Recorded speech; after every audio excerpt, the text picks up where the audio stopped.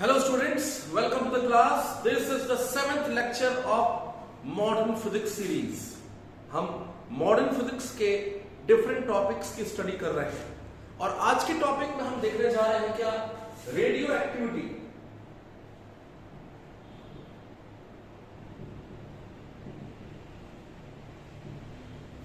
Okay, और इस topic में हम देखेंगे कि कैसे हैवियर न्यूक्लियाई लाइट न्यूक्लियाई में कन्वर्ट होते हैं, डिसइंटीग्रेट होते हैं।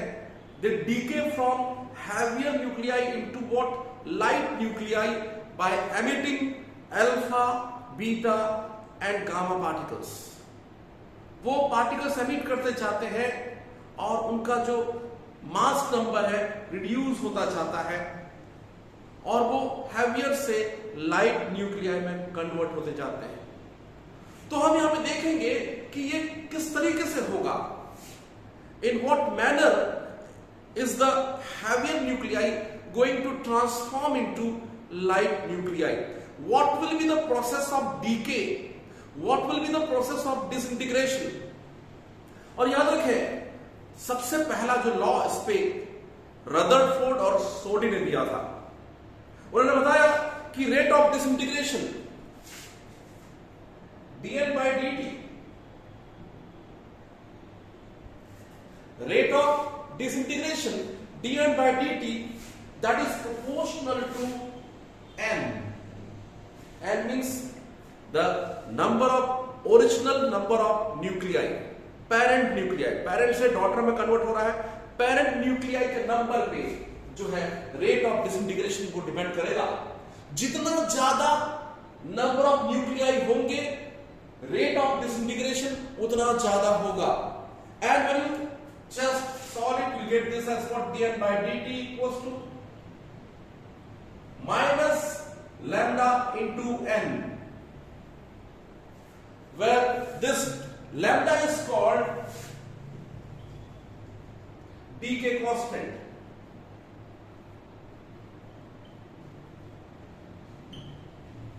Disintegration constant. तो यहां पे साफ साफ बातें समझ में आ रही है कि रदरफोर्ड और सोडी ने फर्स्ट लॉ को दिया।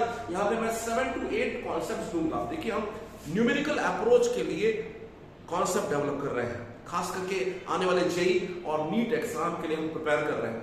तो ऑब्वियसली मैं जो अपना लेक्चर है न्यूमेरिकल अप्रोच के हिसाब से आपको समझा रहा हूं। तो जो पहली बात आपको जानना है, Rutherford and Soddy law that says you what, that the rate of disintegration is proportional to n. n is number of nuclei present. Obviously जितने ज्यादा न्यूक्लियाई होंगे उतना फास्टर रेट से वो न्यूक्लियाई डिसइंटीग्रेट होगा नेक्स्ट न्यूक्लियाई में, daughter nuclei में। Right, solve किया था उसको। dN by dt is minus lambda n। Minus n बता रहा है कि ये डिसइंटीग्रेट हो रहा है, नंबर कम हो रहे हैं। और गेटिंग इट, तो ये हमारे लिए पहला लॉ हो गया। फर्स्ट लॉ हमने, फर्स्ट पॉइंट हमने सीख लिया यहां पर। ठीक है, अब हम जाएंगे किसमें, इसके सेकंड एक और इंपॉर्टेंट पॉइंट पे। ध्यान से देखिए, इसे मैं आगे क्या लिख सकता हूं। इसे लिखा जा सकता है क्या, dN by n equals to minus lambda dt। Imagine करें कि इसे मैं इंटीग्रेट करता हूं 0 से लेकर t टाइम तक।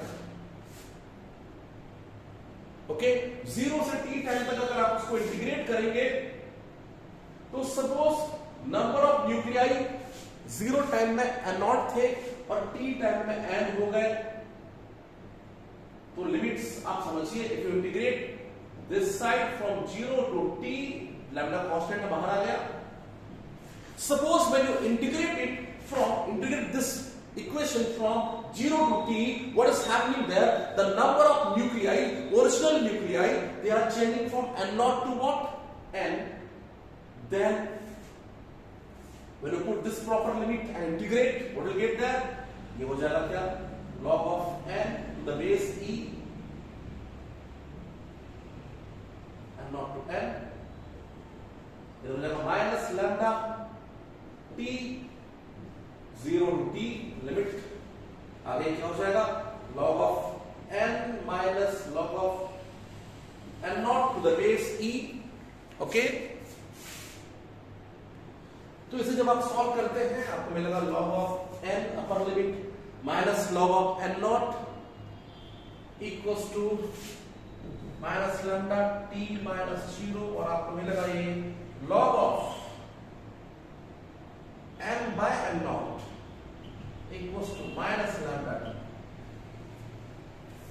राइट। या इसे आप ऐसा भी लिख सकते हैं, ये भी एक लॉ बन जाएगा, क्या log of n equals to minus lambda t plus log of n not, right. तो इसे आप इस तरीके से भी अलग अलग फॉर्म में लिख सकते हैं। तो याद रखिए आपको डिफरेंट फॉर्म्स मिल रहे हैं, आपको लर्न करना होगा ये फॉर्मूले जो है।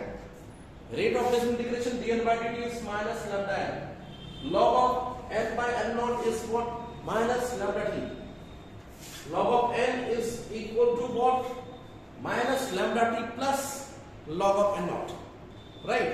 अगर आप इसे ग्राफ के टर्म पे देखेंगे तो बड़े ध्यान से देखिए आपको जो है किस तरीके से ग्राफ्स मिलने वाले हैं। अगर आप जो है इसको प्लॉट करते हैं dn by dt और n के बीच का ग्राफ खींचेंगे तो वो नेगेटिव स्लोप के साथ ऐसा आएगा,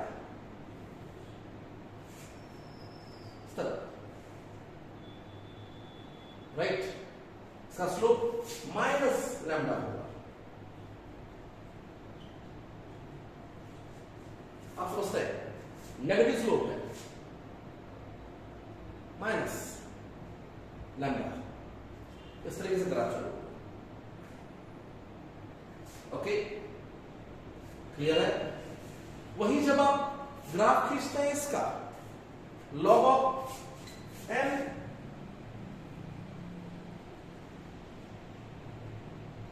और इधर t के बीच में,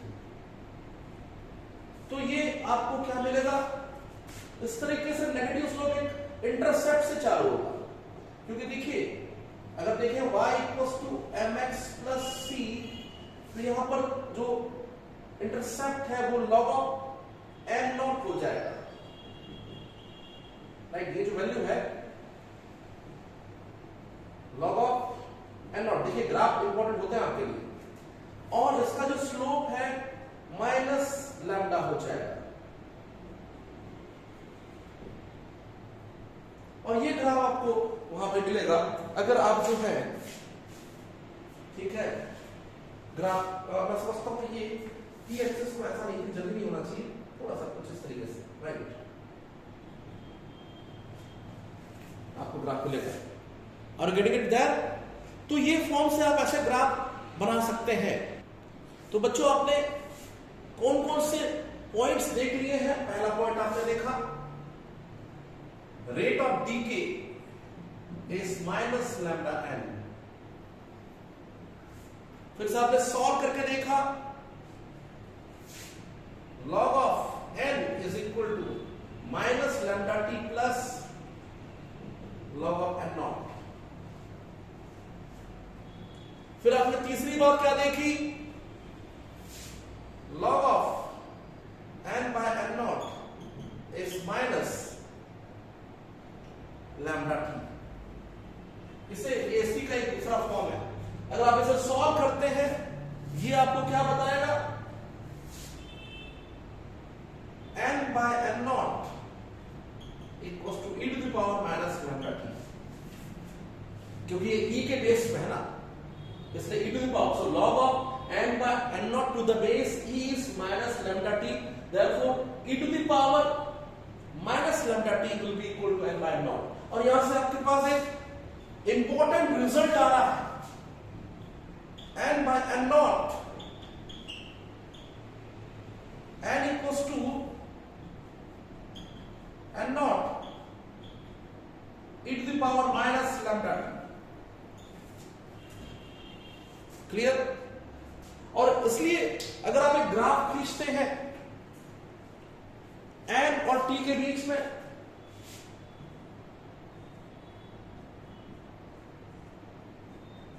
it will begin from what, n naught,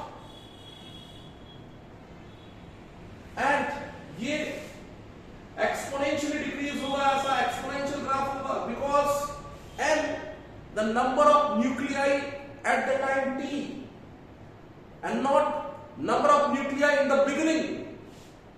So n equals to n naught e to the power minus lambda t आपको बताता है कि ये एक्सपोनेंशियली जो है ग्राफ ग्रेजुअली क्या होगा, डिक्रीज होगा. You got the point? क्या आपको बात समझ में आ गई?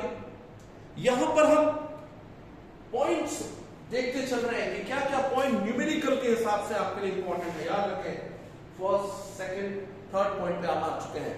यहां पर मैं आपके लिए एक और चीज डिफाइन कर देता हूं, वो है क्या, decay constant.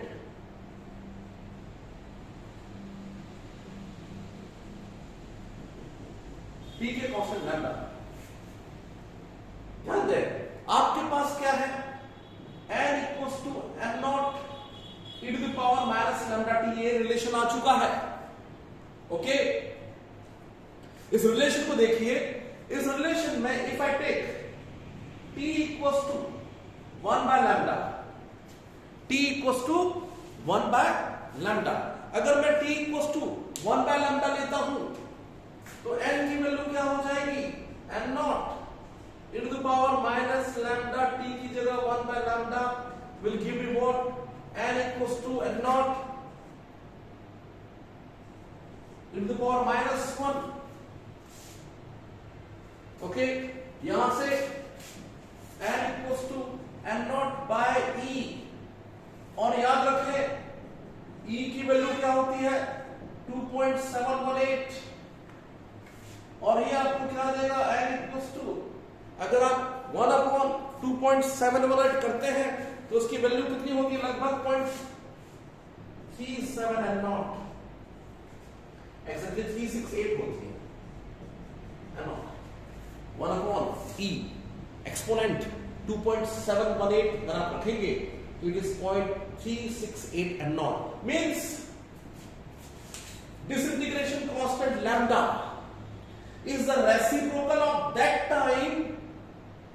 Disintegration constant lambda is the reciprocal of that time in which, ये उस टाइम का रेसिप्रोकल है जिसमें कि क्या होता है, how many nuclei will remain undecayed, 0.368 n naught, 36% of n naught, 36 और 36.8% of n naught will remain अनडिकेड.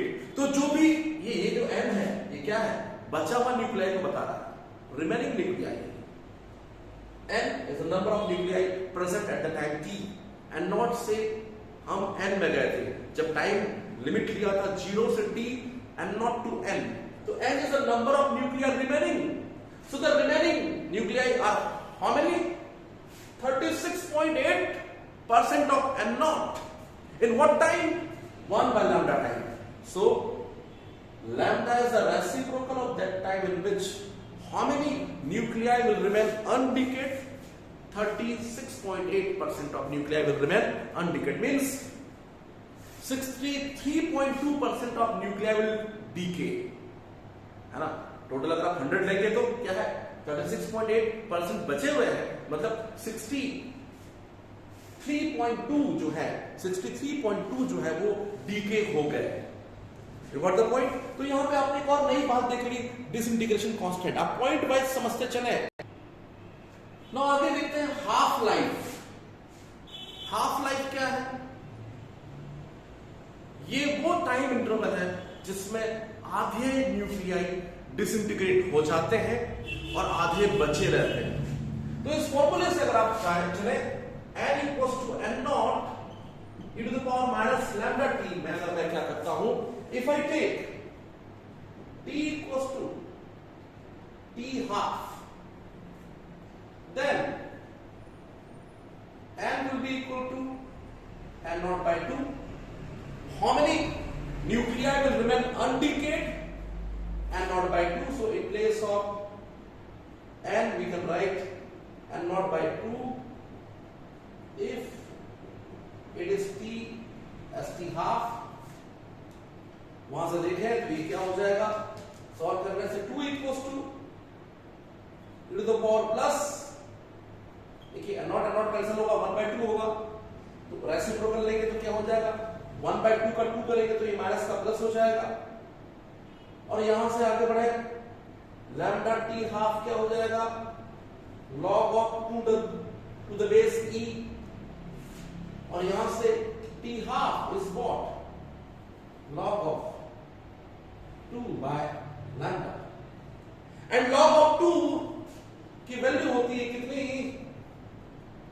e के बेस में 0.693 lambda. So what is half life? It is log of 2 by lambda to the base e, right?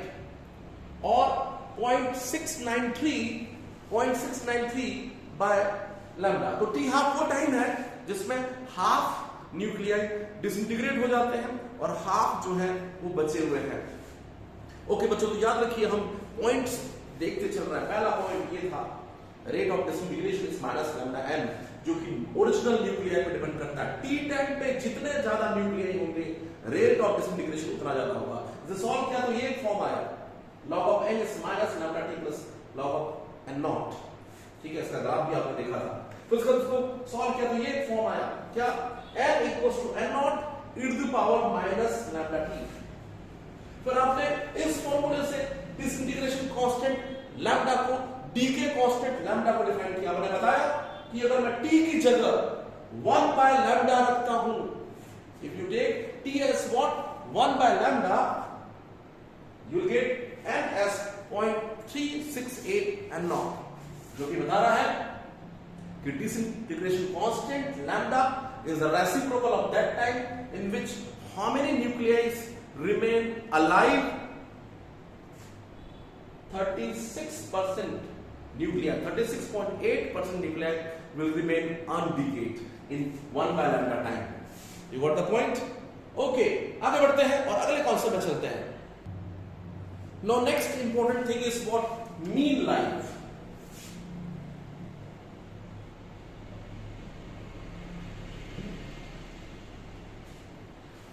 मतलब किसी nuclei की average life क्या होगी, कैसे देखेंगे. अगर आपके पास n नॉट न्यूक्लियाई है तो ये देखिए कि जो n नॉट न्यूक्लियाई है उनकी टोटल एज क्या है, sum of age of all nucleis upon number of nuclei करेंगे तो आपको मिलेगा मीन लाइफ. और मीन लाइफ की वैल्यू आती है 1 by lambda. जो मीन लाइफ है that is equal to what, 1 by lambda, right. और अगर आप मीन लाइफ और हाफ लाइफ को रिलेट करेंगे तो t is 1.44 of t half. याद रखें t is what, 1.44 of t half. आप आराम से देख सकते हैं, you can solve it very easily.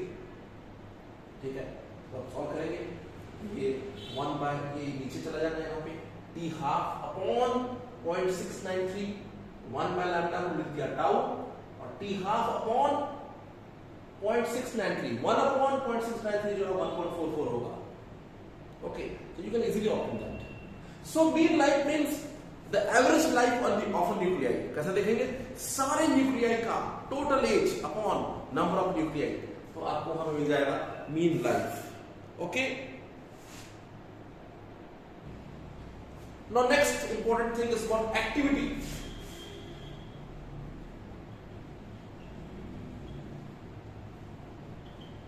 Are या ए से डिनोट करते हैं. देखिए कोई न्यूक्लियाई सैंपल जो है, कोई जो सैंपल है वो अगर फास्टर रेट से डिसइंटीग्रेट होगा तो ज्यादा एक्टिव है.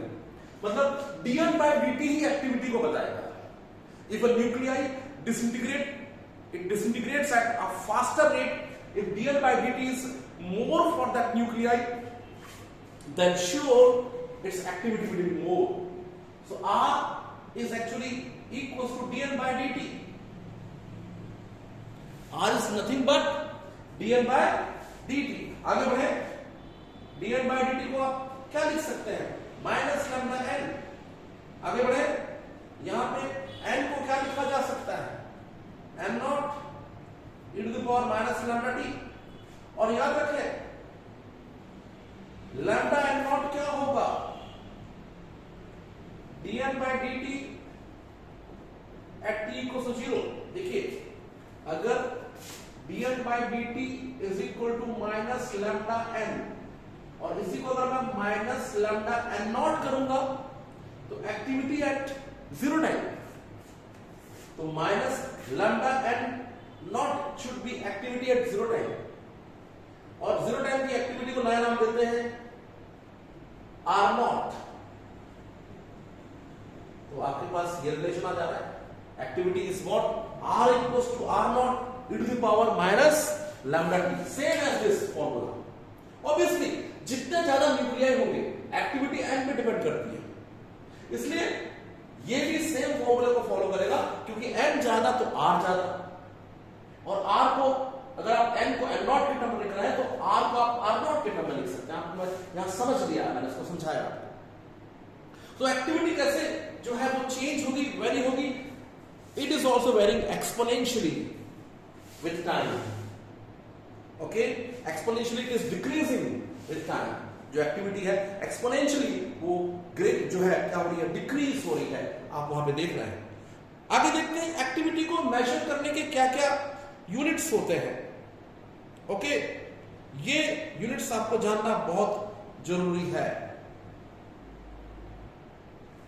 तो देखिए क्या बता रहा है, 1 curie is equal to 3.7 into 10⁻⁷ disintegration per second। Oh, so that's for 10 watts. Let's take. So 1 curie is what? 3.7 into 10⁻10 disintegration per second, and 10⁻6 disintegration per second is 1 Rutherford, and 1 Becquerel is 1 disintegration per second. Be careful. तो activity को कैसे major करते हैं? अगर जो activity है DK होने का जो रेट है वो 3.7 into 10⁻10 है, तो that 3.7 into 10⁻10 disintegration per second is called what? 1 curie. 10⁻6 disintegration per second is called what? 1 Rutherford, or 1 disintegration per second is called what? 1 Becquerel. Okay. Now अगली खास बात, if a radioactive nuclei it disintegrates through 2 or more processes, दो या दो से ज्यादा processes से अगर वो डीके हो रहा है, then equivalent decay constant lambda will be equal to lambda 1 plus lambda 2 plus lambda 3। अगर वो 3 प्रोसेस से डीके हो रहा है तो इक्विवेलेंट जो डीके कांस्टेंट होगा लैम्डा, वो होगा क्या? Lambda 1 plus lambda 2 plus lambda 3। मतलब मीन लाइफ क्या हो जाएगा? 1 by tau is 1 by tau 1 plus 1 by tau 2 plus 1 by tau 3, और ऐसे t हाफ भी जुड़ जाएगा।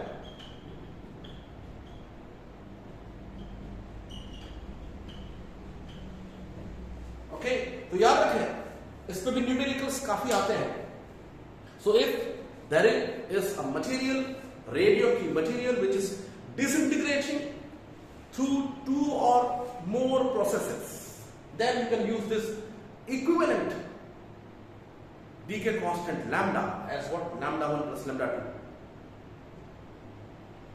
The mean life, equivalent mean life will be 1 by tau 1 plus 1 by tau 2 plus 1 by tau 3, like this। इस तरीके से t half को भी आप देख सकते हैं। क्लियर है? तो मैं कोशिश कर रहा हूं कि ये पूरे कॉन्सेप्ट एक बोर्ड में आ जाए और आप इसे लर्न कर लें। इसकी आप स्क्रीनशॉट लेके लर्न भी कर सकते हैं। कोशिश कर रहा हूं कि सारे चीजों को यहाँ पे आपको एक ही जगह समझा दूं, ठीक है? No, radioactive equilibrium. Imagine करें कि कोई मटेरियल जो है ए जो है वो बी में कन्वर्ट हो रहा है, पेरेंट न्यूक्लियाई ए है और बी डॉटर न्यूक्लियाई है, and then daughter is converted into next daughter C. A जो है किसमें ट्रांसफॉर्म हो रहा है? डिसइंटीग्रेट हो रहा है, ए बी में, और बी जो है किसमें? सी में। और बी का जो नंबर है वो फिक्स्ड है। The number of nuclei of B remains constant.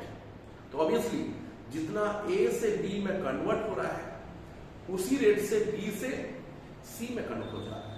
मतलब ए का जो रेट है must be equal to rate of disintegration of B. Okay, और यहां से A के रेट को आप क्या लिख सकते हैं? Lambda A N A, lambda होता है must be equal to B का जो रेट ऑफ डिसइंटीग्रेशन है वो क्या हो जाएगा? Lambda P N B. So this implies you into this result.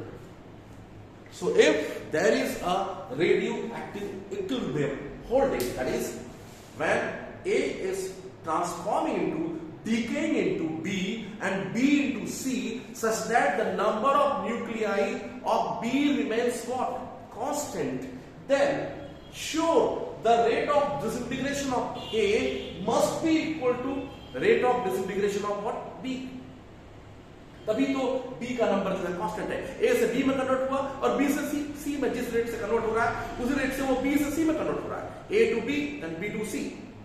B remains constant means A से B जिस रेट से कन्वर्ट हो रहा है उसी रेट से वो B से C में कन्वर्ट हो जा रहा है, इसलिए B कांस्टेंट है. दोनों के रेट को इक्वेट किया तो वहां से आपको रेडियो एक्टिव इक्विलिब्रियम की कंडीशन मिल रही है. Lambda A N A must be equal to lambda B N B. एक लास्ट कॉन्सेप्ट और देखते हैं जल्दी. The last concept of radioactivity is what? Carbon dating. Carbon dating आप कैसे करते हैं? तो देखिए जो लिविंग ऑर्गेनिज्म है, लिविंग प्लांट्स हैं, उनमें कार्बन 14 और कार्बन 12 का रेशियो कांस्टेंट होता है. ठीक है, आप याद रखें कि नाइट्रोजन जो है वो कार्बन 14 में कन्वर्ट होता रहता है. किसके कारण कन्वर्ट होता रहता है? जैसे जैसे जो है एटमॉस्फेयर में न्यूट्रॉन्स जो है आके बम्बार्डिंग करते हैं, नाइट्रोजन जो है वो कार्बन 14 में कन्वर्ट होता रहता है और कार्बन 14 जो है ऑक्सीजन के साथ जब रिएक्ट करता है कार्बन डाइऑक्साइड के टर्म में प्लांट्स जो है उसे रिसीव करते हैं. आप जानते हैं इस चीज को. तो C14 और C12 दोनों जो है किसी लिविंग ऑर्गेनिज्म में मौजूद है. ओके, क्या क्या? कार्बन 14 और कार्बन 12 दोनों का रेशियो फिक्स्ड है. लेकिन जैसे ही जो है प्लांट की डेथ हो जाती है, याद रखें carbon 14 is radio active. Carbon 14 जो है रेडियो एक्टिव है, वो वापस ट्रांसफॉर्म हो जाता है. राइट? और होता क्या है कि कार्बन 14 का नंबर जो है वो रिड्यूस होने लगता है. तो किसी डेड प्लांट में कार्बन 14 जो है उनके जो नंबर है वो रिड्यूस होने लगते हैं. अब आप जानते हैं इस रूल को, ये रूल आपको बताता है क्या? बड़ा ध्यान से देखें, आपने देखा था log of n by n naught is minus lambda t. इसे मैं ऐसा भी लिख सकता हूं log of n naught by n is plus lambda t और यहां से t क्या हो जाएगा? 1 by lambda log of n naught by n. अब देखिए इस फॉर्मूले का यूज करके आप जो है कार्बन डेटिंग में इस फॉर्मूले का यूज करके आप इजीली जो है क्या कर सकते हैं? उस प्लांट की टोटल एज पता कर सकते हैं किसी भी डेड प्लांट की. कैसे? ध्यान दें, आप ये देखिए कि लिविंग ऑर्गेनिज्म में एन नॉट क्या है, कार्बन का क्या रेशियो है, कार्बन 14 कितना है या कार्बन 14 की एक्टिविटी कितना है. आप इसे चाहे तो R नॉट बाय R भी कर सकते हैं. और वो जो डेड प्लांट है उसमें कार्बन 14 का क्या नंबर है? N. ओरिजिनल जो लिविंग ऑर्गेनिज्म है उसमें क्या है? N नॉट कार्बन 14 का नंबर, एक्टिविटी. फिर डेड प्लांट में कार्बन 14 कितने बचे हैं, फिर साथ ही साथ वो जो प्लांट है उसका डीके कांस्टेंट क्या है. अगर आप इन वैल्यूज को यहां पे पुट अप कर देंगे तो आप इजीली टाइम निकाल सकते हैं कि कितना टाइम हो चुका है उस प्लांट के डेथ होने के बाद, कितना टाइम गुजर चुका है. You can calculate from this. तो आपने बहुत सारी चीजों को सीख लिया है. ये पॉइंट्स आप याद रखिए, इसकी स्क्रीनशॉट ले सकते हैं और इन पॉइंट्स की मदद से नेक्स्ट लेक्चर में न्यूमेरिकल हम बनाने जा रहे हैं.